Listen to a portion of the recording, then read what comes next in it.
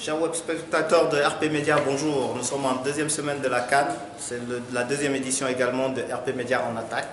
Et donc pour ce sommaire de cette édition, nous avons premièrement les sourciers blancs. Effectivement, que lorsqu'on voit les équipes africaines, la plupart sont des mercenaires de deuxième zone francophone qui entraînent nos équipes. Donc on va essayer de voir aussi le parallèle avec les entraîneurs locaux. En deuxième position, deuxième sujet que nous allons voir, c'est la retransmission TV. Nous avons tous des box SFR, Orange. On paye une redevance pour ces marques et lorsque la CAN arrive, on ne voit plus les matchs. Afrique du Sud, on focus sur le rôle. C'est Nelson Mandela qui a été assassiné il y a quelques mois de cela. Et malheureusement, l'Afrique du Sud ne prenait aucun but. Et là, en ce moment, ils encaissent des buts. Guinée-Équatoriale en matière d'organisation. Et après des divers, on va parler de pronostics, quels sont les favoris et les équipes. Sans plus attendre, nous allons décortiquer cette actualité grâce à nos deux gladiateurs en Costa que vous connaissez déjà, Cheikhne Kamara et Mansa Moussa. Vous allez bien les gars? Oui, tout va bien. En mode Mali. Vous voyez. En tout cas, on est en meilleure forme que les deux en fait. Et donc voilà, donc sans plus attendre, les sorciers blancs.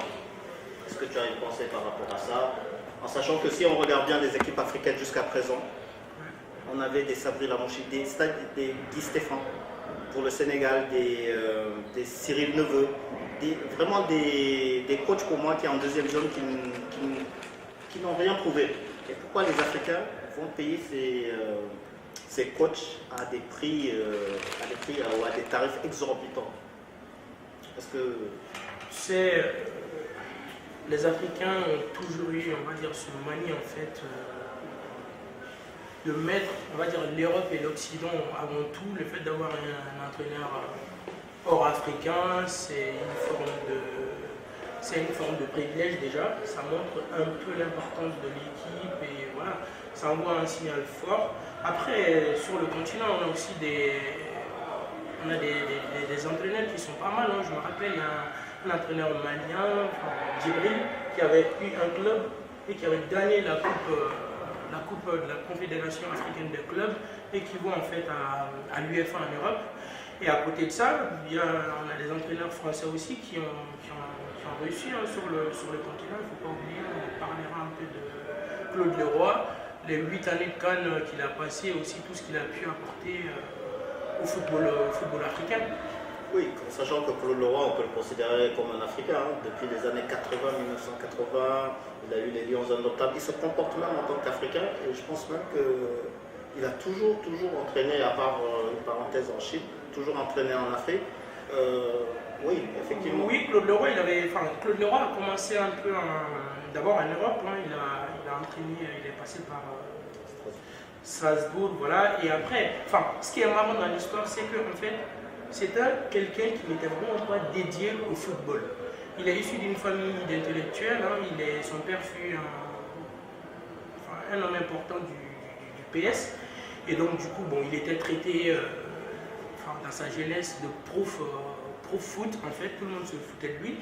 Et donc, il a en fait eu cette passion. Il a joué comme professionnel pendant pas longtemps. Il n'a jamais été un grand joueur, certes. Par contre, il a su être un entraîneur important, notamment en Afrique, et après les 8 années de Cannes qu'il a à son actif aussi, où il était recruteur en fait des jeunes talents d'Afrique. Donc il est resté que 3 mois, bref délai, où il est retourné en Afrique pour reprendre le Congo démocratique. Après, on ne sait pas si les Africains sont complexés ou pas. Tu as un avis par rapport à ça? Pourquoi, sur le débat, pourquoi on ne fait pas assez confiance aux entraîneurs, entre guillemets, locaux? Lorsqu'on voit le but du sorcier blanc, en général, c'est que les gens pensent que les entraîneurs européens réussissent mieux que les entraîneurs locaux. Après, c'est vrai que si on analyse sur les 29 dernières CAN, on va dire 16 ont été remportés par des entraîneurs étrangers au continent africain. Après, le problème aussi qu'il y a, c'est aussi que c'est pas forcément de prendre un entraîneur étranger, mais c'est surtout que quand on prend un entraîneur local, on ne lui donne pas les mêmes chances qu'un entraîneur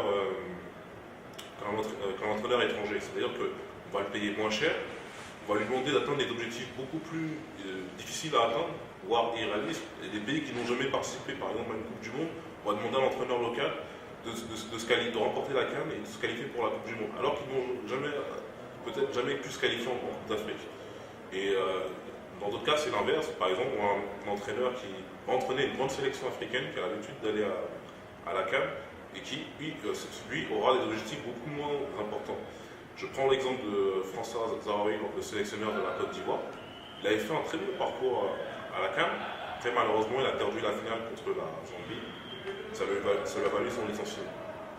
Est-ce que les entraîneurs locaux sont capables de s'opposer, par exemple, on sait au Cameroun, ça peut être au Ghana également, que c'est le gouvernement, voire la fédération, les ministres qui imposent parfois leurs joueurs.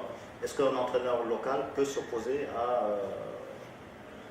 aux institutions? C'est vrai que c'est plus, de mon avis, je trouve que c'est plus difficile pour un entraîneur local de s'opposer à ces décisions-là. Même des fois, même un entraîneur africain, Stéphane Keshi, s'est beaucoup plaint de l'ingérence qu'il y avait au sein de la fédération malienne lorsqu'il l'a entraîné. Et il disait que voilà, il ne pouvait pas forcément décider.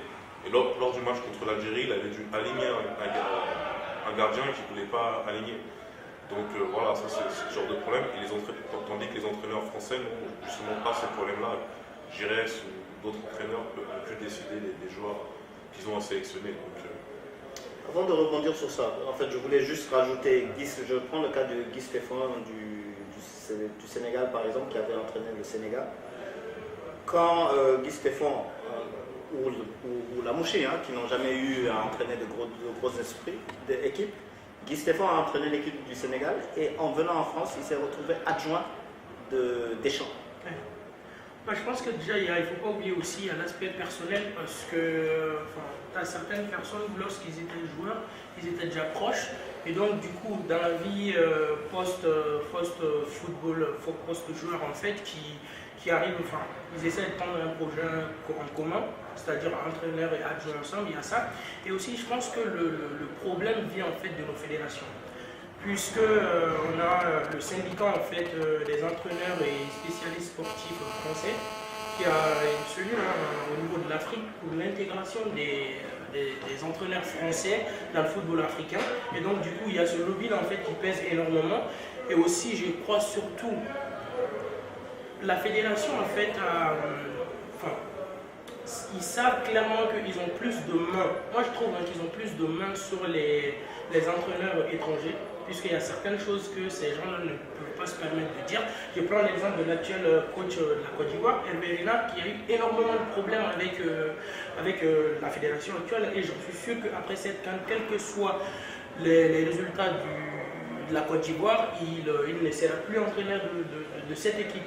Et aussi, pour revenir aux joueurs sélectionnés tout à l'heure, quand tu as dit qu'il y a certains membres de la fédération, ou même du gouvernement, qui imposent certains joueurs, je reviens un peu en arrière. Au Mali, on avait été confronté en fait à ce type de problème où on avait, lors des matchs en fait, de l'équipe nationale, en fait, il n'y avait que des joueurs qui envoyaient, on va dire, ce qu'on appelle chez nous les France au revoir, c'est-à-dire les voitures venues de la France, voilà, qui sont envoyées après par les Maliens en Afrique. Et surtout au Mali, en fait, il y avait ce problème, on me disait en fait, tant que tu n'envoies pas de France au revoir en quittant ton équipe, tu ne seras pas sélectionné. Il y avait ces petits, ça n'a jamais été prouvé, mais on est sûr qu'il y a ces petits manigances-là. L'Afrique, voilà. Attends, pour mieux comprendre, c'est quoi? C'est-à-dire que tant que tu n'envoyais pas une voiture, tu ne te sélectionnais pas? Tant qu'au sein de la fédération, on va dire, soit si tu es un grand joueur, si tu n'es pas réfutable, par exemple des Eto'o et les Drogba, c'est impossible de les refuser parce que sportivement, c'est des gens qui ont vraiment prouvé. Après, on va dire des joueurs moyens qui sont très bons, qui peuvent apporter quelque chose à une équipe. Souvent, voilà, ils souffrent de ça. Pour être sélectionné, tu as beau être bon, voilà, il y a ces petits jeux-là derrière des politiques qui... Un peu comme c'est la corruption, en gros. Bien évidemment, c'est la corruption, sauf que là, c'est un peu... on trouve ça normal, même pas déguisé, les gens trouvent ça naturel. C'est normal que, voilà, on le dit sous le coup de l'amusement, ouais, la prochaine fois, il faut que voilà, tu fasses ça et tout. Sauf que si tu ne le fais pas, derrière, tu vas le sentir. Parce que malgré tes résultats au sein de tes clubs, tu as un traitement Ok, on va passer au deuxième sujet. Le sujet, c'est Moussa Mansa. Je ne sais pas s'il était fâché de ne pas pouvoir suivre la CAN directement sur RTM ou RTM. Donc, effectivement, vu qu'il y a une exclusivité sur Canal Plus Sport, en regardant par exemple au RTM pour suivre un match des Aigles du Mali, c'est brouillé. Donc, je ne sais pas si c'est injuste de payer un abonnement par rapport à ça. Tu peux développer. En fait, ce problème existe depuis la CAN 2010. Donc, depuis la CAN 2010, quand Orange a pris les droits, dès qu'il y avait un match de Coupe d'Afrique, les chaînes africaines étaient brouillées.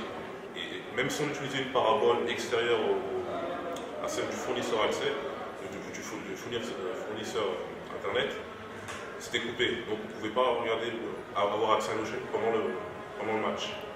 Et le truc que je me dis, c'est que nous payons un abonnement, un bouquet africain, mais nous le payons, c'est pas gratuit. Et nous ne payons pas en se disant vous n'aurez pas accès de telle heure à telle heure. Donc, quand on paye le bouquet africain, c'est pour avoir accès 24 heures sur 24. Donc si le fournisseur d'accès est incapable de fournir ce service, il faut au moins qu'il dédommage les abonnés qui payent ce service-là. C'est pas normal. C'est pas plus simple de payer Canal Plus 11 euros que 11,20 € que d'engager des poursuites, d'écriture, etc. C'est pas plus simple. Non, après, moi je pense que si on s'organise, si les consommateurs s'organisent et protestent, font valoir leurs droits, peut-être qu'il y aura une réaction. Ben, RP Media va lancer la pétition pour que tu puisses regarder dorénavant la prochaine CAN sans... Pour juste je vais revenir aussi sur le fait que ce problème-là, c'est pas juste en France. Il y a des pays, par exemple, pendant les éliminatoires de la CAN 2015, qui n'ont pas pu regarder leur équipe nationale jouer, parce que Al Jazeera, avec Beansport, a pris l'exclusivité de ces droits-là, et donc a imposé un montant mirobolant pour pouvoir suivre cette CAN. Ou sinon, même plus récemment, le Mali, on ne voyait pas des journalistes maliens suivre la CAN, c'était une chaîne béninoise avec des commentateurs plutôt qui commentaient le match de prestation. Pour revenir sur ce que Moussa disait tout à l'heure, moi je pense que le problème, je l'analyse en fait je le vois en fait dans deux sens différents. Un, c'est un problème de droit, puisque c'est la CAF en fait qui vend en fait le droit de l'exclusivité de ces matchs-là à des chaînes. Et de l'autre côté, je vois aussi le rôle des fédérations, en fait, le rôle que les fédérations peuvent jouer en fait dans la définition en fait de ces droits-là. Lorsque Canal achète l'exclusivité de la CAN, derrière en fait, je pense qu'il doit y avoir une définition derrière en fait entre Canal et les différents opérateurs, pour ne pas en citer, pour qu'il y ait une certaine facilité, puisqu'on ne peut pas se permettre de prendre Canal que pour la période de la CAN. On ne peut pas dire parce que tu es obligé de t'engager pour un an minimum. Il y a cela. Et après, je pense qu'au niveau de la CAF aussi, je trouve que c'est un peu brouillon ce qu'ils font. C'est donner, on donne le droit, nous on s'en fout de payer notre argent, on s'en fout de la diaspora africaine, on s'en fout des gens qui, même n'étant pas africains, aimeraient regarder le football africain et n'ayant pas Canal. Je pense qu'il y a énormément de choses à faire sur dans ce sens-là, pour que tout le monde puisse regarder. Après, le danger maintenant, c'est pas forcément que la diaspora, c'est aussi le fait que, vu que maintenant on donne les droits aux plus offrants, il suffit que le plus offrant mette des prix mirobolants et on va se retrouver avec tout le continent africain qui sera incapable de regarder la CAN. Donc il faut vraiment faire attention à ce non, il ne faut quand même pas vendre en fait, ces matchs-là comme on le voit en Coupe du Monde ou même les championnats européens, en fait en pack. C'est-à-dire les matchs éliminatoires. Bon, c'est bien, c'est intéressant et tout. Après, je pense que ça ne demande pas autant de téléspectateurs et tout. Après, en fait, de vendre différemment les matchs qualificatifs. Je prends l'exemple de la Coupe du Monde. TF1 ne mettait pas tous les matchs, mais au moins, on avait tous les matchs de la France qui étaient diffusés par TF1 et tout le monde y avait accès. Et donc, du coup, je pense que la CAF devrait plus penser à à l'importance en fait que cette compétition a pour les Africains et même les non-africains, tous les fans du football africain, au-delà du côté argent le plus offrant et voilà, de ce jeu. Ok, juste un petit rectificatif à nos amis béninois sur le commentaire douteux. C'est un autre type de commentaire. Je voulais juste rebondir par rapport à ça. Je crois que j'avais vu un match Mali, c'était Mali-Sénégal ou Mali-Gambie, je ne sais plus, dans un foyer malien. En suivant le match, toutes les 5 minutes, nous avons perdu le signal. Coupure de courant. Donc parfois c'est du côté du Mali aussi au RTM, on peut dire que ça peut être douteux. Non, c'était juste un aparté par rapport. Non, c'était juste un aparté. Pourquoi je dis douteux? Parce que les commentateurs n'étaient pas du tout objectifs lorsqu'ils commentaient. Ah bah si on parle d'objectivité, je pense que même là pour le devenir, la CAN actuelle, je pense que souvent tu as envie de mettre un coup de poing à la télé, parce que les commentateurs ne peuvent pas revenir déjà sur le match du Mali à un moment donné. Bon, tu avais l'impression qu'il y avait une équipe sur le terrain et que voilà, je pense qu'on sait bien que la Côte d'Ivoire est l'équipe de la France, donc on a compris. Afrique du Sud, et le goal, c'est toi qui voulais commenter. C'est vrai qu'il y a eu la nouvelle tragique du décès, mais de l'assassinat même du goal Senzo Meila, qui était le goal et star de l'équipe des Bafana Bafana de l'Afrique du Sud. Et du coup, on constate qu'ils avaient pris, du temps de son vivant, ils n'avaient pris aucun but. Et actuellement, ça devient une équipe plus ou moins normale. Je pense que moi, bon, je vais être un peu gentil si on le veut avec l'actuel gardien, Darren Keith. En fait, voilà, comme tu viens de le soulever, le gardien, il a été assassiné chez lui en octobre dernier, alors qu'il avait passé l'ensemble des matchs, les éliminatoires, sans encaisser le moins de buts. Et c'était vraiment quelqu'un qui était en confiance. C'est regrettable pour le football africain et pour le peuple sud-africain. Après, je peux comprendre aussi le Darren Keith, qui était le deuxième gardien, du jour au lendemain, en fait, il se retrouve à être le gardien numéro 1 et en plus de ça, capitaine, il y a la pression. Enfin, je trouve que c'est des choses qui doivent être un peu encadrées, surtout au vu des prestations du gardien numéro 1 qui a été assassiné. Il y a toute cette pression en fait qui a joué sur Darren, qui je trouve a vraiment offert en fait la victoire à l'équipe algérienne lors du dernier match national contre l'Algérie. Pourtant, je me souviens que face au Sénégal, il a fait un très très grand match qui a empêché le Sénégal de dérouler et de mettre une raclée à l'Afrique du Sud. Donc comme quoi. Non, moi je ne suis pas sûr que ce soit dû à un très grand match du gardien, mais plutôt à une très mauvaise prestation des Sénégalais. Donc ça c'est de ma part. Après, je pense aussi que peut-être que si l'Afrique du Sud a encaissé des buts, c'est aussi qu'ils sont dans une poule assez relevée. Je ne suis pas sûr que même si ils auraient eu le gardien habituel, peut-être qu'ils n'auraient pas perdu contre l'Algérie, mais... Je pense que ça aurait changé quelque chose parce qu'il ne faut pas oublier que l'équipe sud-africaine a quand même dominé pendant 60 minutes sur le match là. Il a fallu ces 2 erreurs du gardien et le pénalty raté pour que voilà. Après c'est question de gestion aussi, l'équipe n'a pas su gérer son avance et après l'ouverture du score par Mfala, ils avaient quand même pris l'ascendant sur l'Algérie. Après les 2 erreurs du gardien et voilà, tout le match a été pris en autre sens. Donc je pense qu'il y a plus une question de pression sur le gardien et c'est ce qui a amené déjà l'entraîneur de l'Afrique du Sud à changer de gardien lors de son deuxième match. Ok. Doit-on tirer un coup de chapeau à la Guinée équatoriale? Parce qu'à quelques jours, quelques semaines, c'est eux qui ont décidé, parce que le Maroc tout simplement ne voulait pas organiser la CAN compréhensible à cause d'Ebola. Et là, nous constatons que l'organisation est opérationnelle. Jusqu'à présent, les stades, ils ont des structures. Sauf qu'on a compris le petit incident avant Guinée équatoriale face au Congo, où ils ont... Voilà. L'équipe congolaise en fait, lors de son arrivée au stade pour le match, à ce qui paraît, je dis bien à ce qui paraît, les policiers ont retardé le bus en fait sur la route, ils ont passé plus d'une heure déjà dans la chaleur totale. Et donc du coup il y a Claude Leroy qui a fait un coup de gueule, qui a fait une sortie médiatique en fait sur sur ce petit point-là. Après, oui, je trouve qu'il faut quand même féliciter la Guinée équatoriale pour l'organisation de sa CAN. Ils ont eu 74 jours pour préparer cette CAN et on se rappelle bien qu'en 2012, ils ont été contraints en tout cas de la co-organiser avec Gabon et toute seule cette année, le pays nous a fourni quand même, on va dire, une très belle CAN, je trouve, même si les festivités de la première journée étaient plus sobres que d'accoutumée lors des CAN précédentes.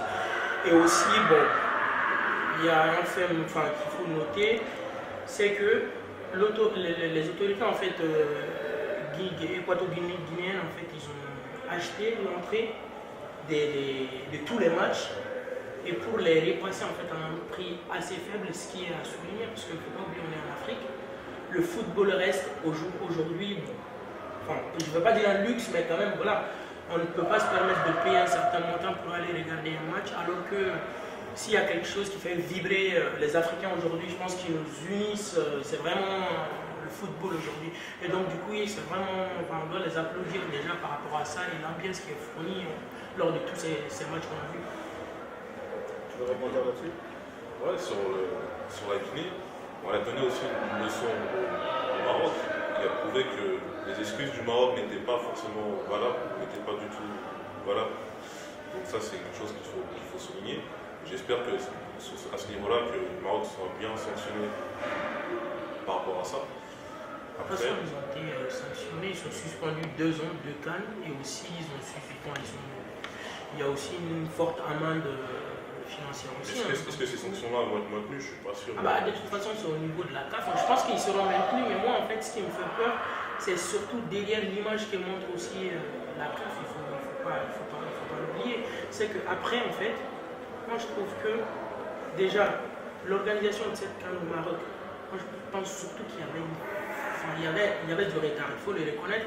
Et donc, du coup, je pense qu'on a plus profité de cette maladie d'Ebola qu'autre chose. Parce que voilà, les choses n'étaient vraiment pas au point niveau marocain. Ok, les gars, une semaine de la CAN, on va conclure. Une semaine de la CAN est passée.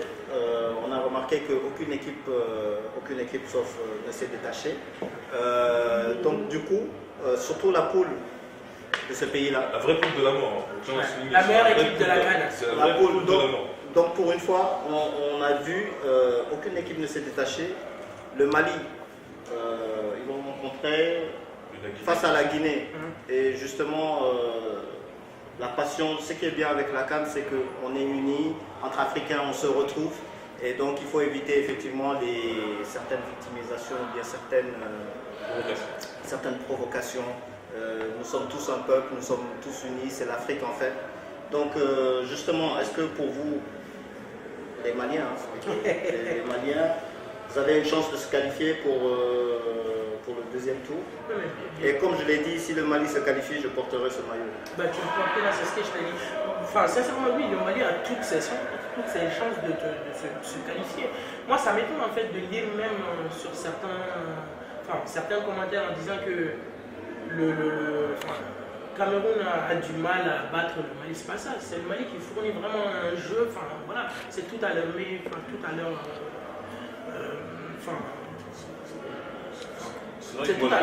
quoi. On a fourni un beau match. C'est vrai que j'ai vu des analystes qui ont surprise concernant les performances du Mali face à la Côte d'Ivoire et celle du Cameroun, en particulier celle de Habib Beye qui disait que le Mali était une équipe que personne n'attendait, alors que c'est une équipe qui est arrivée deux fois de suite troisième de la CAN.